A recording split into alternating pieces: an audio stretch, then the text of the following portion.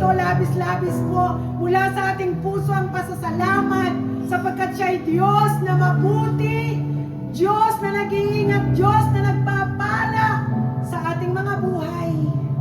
Kaya sa oras na ito, itaas natin ang ating dalawang kamay at sundin natin ang panalangin ito.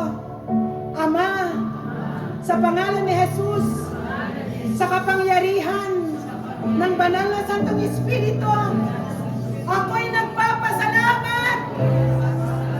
Ako'y inarin yung anak. Ako'y inyong pinagpala. Ako'y inyong pinatawad. Ako'y inyong pinagaling. At sa oras na ito, ako'y inyong tinawag upang maglingkod sa inyo.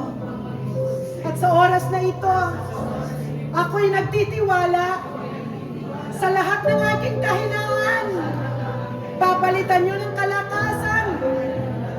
Kapag ako'y nawawalan ng pag-asa, kayo ang aking pag-asa.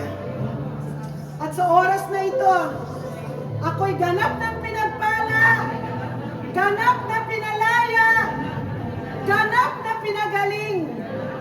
In the mighty name of Jesus.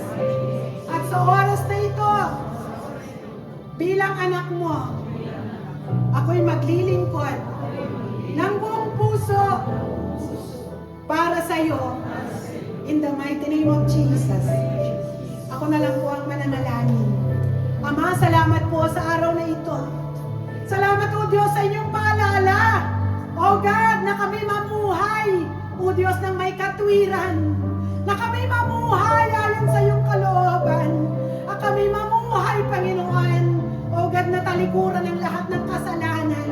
Kami magsisi sa lahat ng aming mga nagawang pagkakamali. At huwag na naming lingunin, o Diyos, ang mga pangit sa aming mga nakaraan.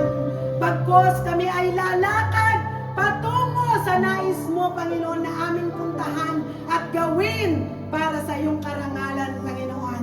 Kaya sa oras na ito, Panginoon, mula, O Diyos, sa buhay po ng aming minamahal na pastor, sa buhay ni Rev Al, O God, hanggang sa pinakamaliit na bata, sa ministeryong ito, inaangkin namin ang masaganang pagpapala mo sa aming mga buhay, your divine protection upon each and every one, and to our family members, in the name of Jesus. And we claim your word, O God, isang makakilala, buong sambahayan ang maliligtas. We speak salvation to our family in the name of Jesus. O God, salamat sa araw na ito. Alam po namin, O God, uuwi kami na pinagpala, Panginoon, at ganap, Panginoon, na kami ay pinalaya at pinagaling. Salamat po, purihin ka, sambahin ka,